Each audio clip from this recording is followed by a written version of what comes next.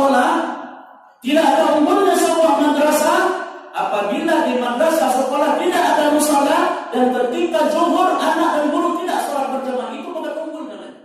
Sekolah itu unggul mana lah? Cuma hanya ada kata bahasa unggul, tetapi musalanya tidak ada. Kalau musalanya tidak ada, di mana sholat zuhur berjamaah anak-anak? Di mana sholat zuhur berjamaah guru? Lalu apa yang diunggulkan?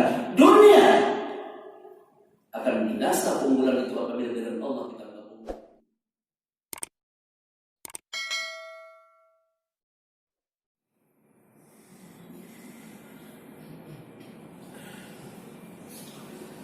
Assalamualaikum warahmatullahi wabarakatuh. Bismillah, alhamdulillah.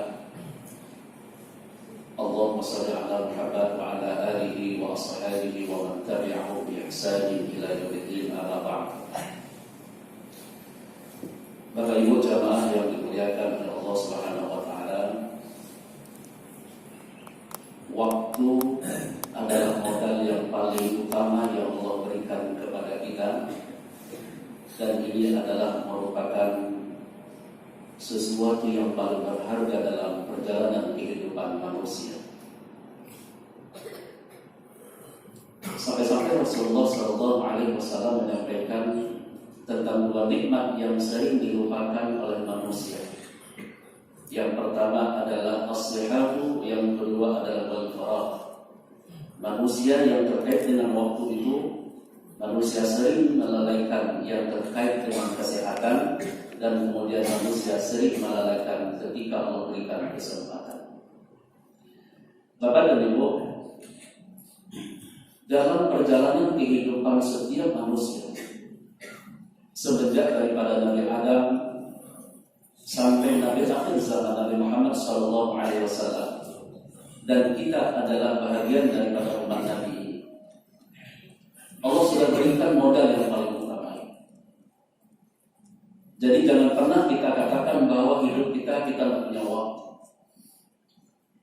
Banyak sekali hari ini Bapak Ibu orang selalu mengatakan tidak punya waktu. Allah berikan kita waktu 24 jam.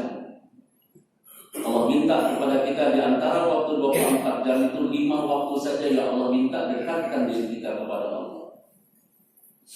Hari ini Bapak Ibu kita sujud di rumah Allah yang mulia ini.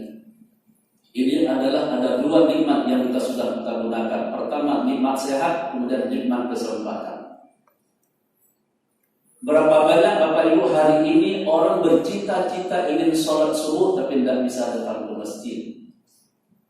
Bahkan ada orang hari ini jangankan ke masjid, di rumah pun ada orang yang tolak sholat subuh. Jangankan ke masjid, di rumah pun hari ini ada orang yang tidak sholat subuh.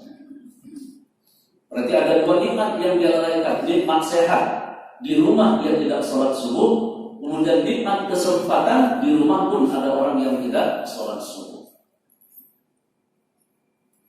Lalu kalau 24 jam ini yang sudah Allah berikan waktu kepada kita, pertanyaan yang paling besar adalah berapa lagi waktu yang akan Allah berikan kepada kita agar kita bisa patuh dan taat menjalankan perintah Allah Subhanahu wa taala. Bapak Ibu yang dimuliakan oleh Allah Subhanahu wa taala.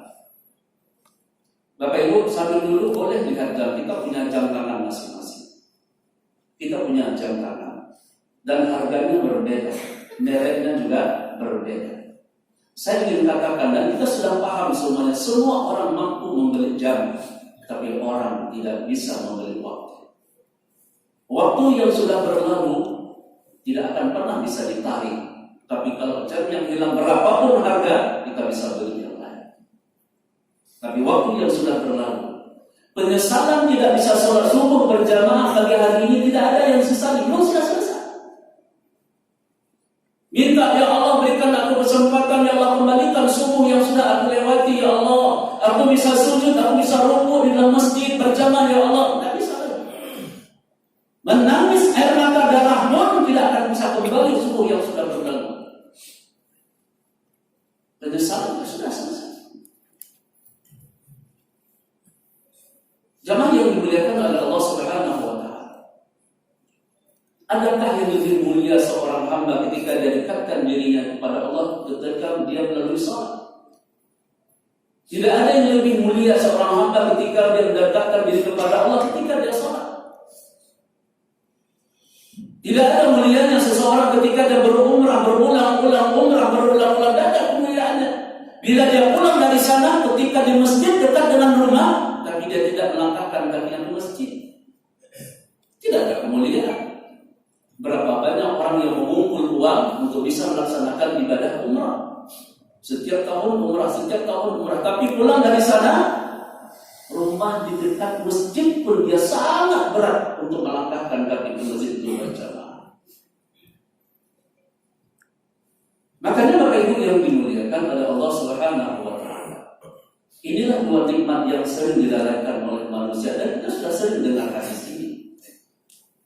Maqbulun katsirun minan nas as-sirah wal farah. Rasul menggunakan kalimat katsirun minan nas. Bukan sedikit, tapi katsirun minan nas. Banyak sekali manusia yang sering melalaikan ini. Ketika diberikan nikmat sehat, Allah akan tanya besok kepada kita, ketika aku berikan sehat, kemana masa sehat itu kau gunakan? Jangan orang berpikir, Bapak Ibu, kalau sudah sehat, Allah nggak tanya masa sehat kita, Allah tanya.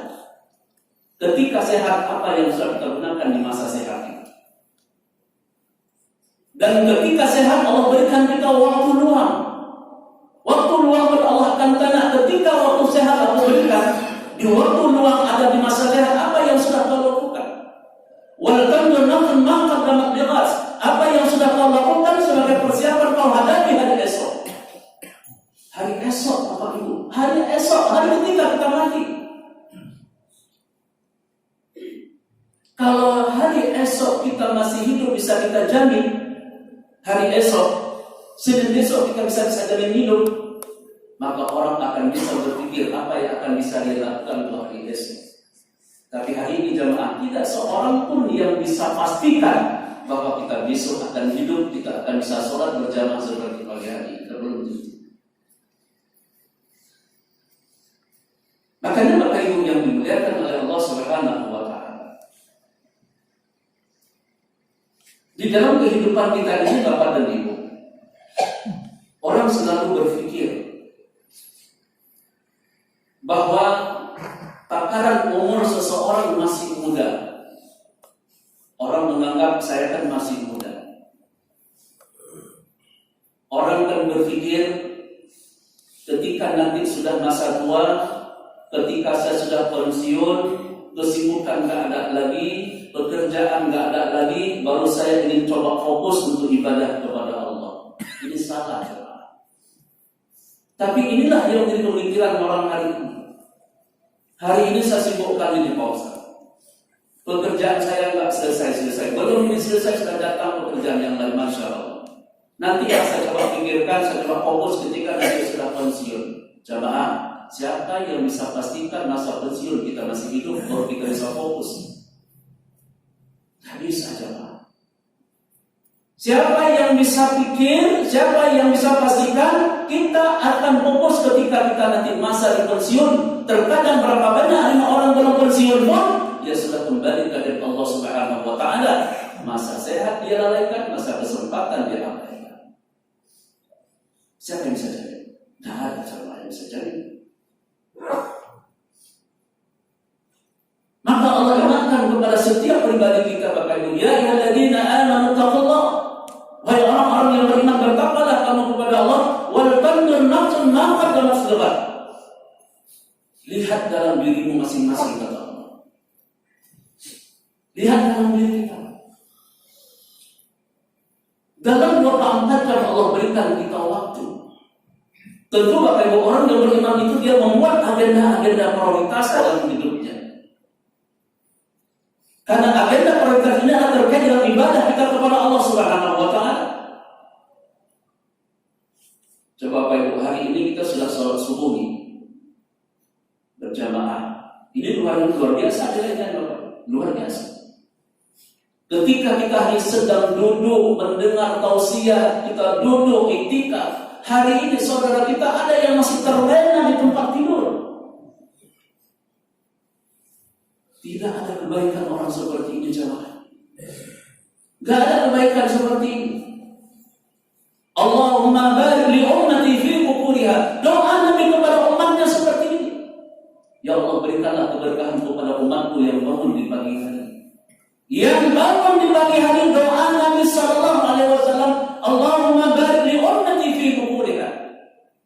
Rasul minta keberkahan kepada umat. Maka jemaah coba lihat berapa saudara-saudara kita yang sudah umur lanjut di sana. Kenapa bisa datang ke masjid? Kenapa bisa berjamaah? Kenapa bisa rukuk? Kenapa bisa sujud? Allah berikan keberkahan umurnya. Allah berikan keberkahan kesehatannya. Ketika dia mengendarakan mobil, Allah berikan keberkahan mobilnya. Ketika kita naik Honda, Allah berikan keberkahan Honda kita. Subhanallah. Inilah Bapak Ibu yang dicari. Inilah yang terlihat dalam konsep Al-Quran. Wal tandur nafsun ma qaddamat lihat. Lihat dalam dirimu, kata Allah. Apa yang sudah kau lakukan? Apa yang sudah kau persiapkan? Nah, ini kita baru sholat subuh. Antara subuh dengan zuhur, rentang waktunya itu panjang, Bapak Ibu, panjang waktunya itu.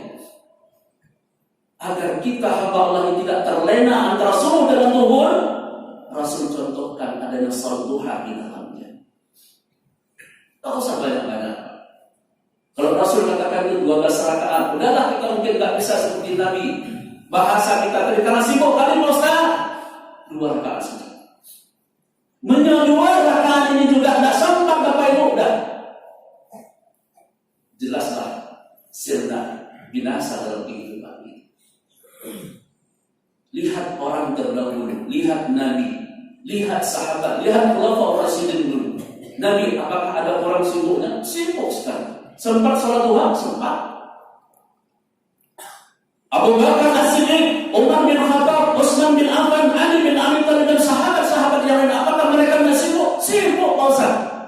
Tidakkah pernah mereka menjaga sholat duha? Mereka jaga, mereka senang, mereka usaha.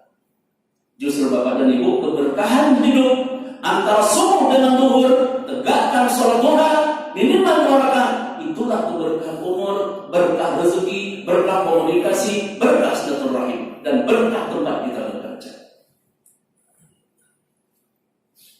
Maka jemaah yang dimuliakan oleh Allah Subhanahu wa Ta'ala, Rasul sudah pernah ingatkan Bapak Ibu.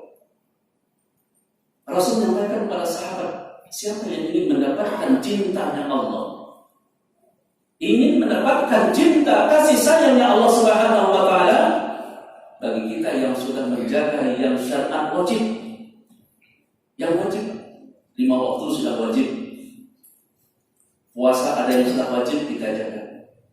Tapi apa kata Nabi? Ingin dapat cinta Allah, jaga ibadah sunnah. Ya, jemaah kita ini luar biasa. Senin Kamis luar biasa dijaga Senin Kamis. Untuk mendapatkan cinta Allah yang wajib sudah selesai Ramadan, jaga yang sunnah. Salat subuh yang wajib sudah selesai.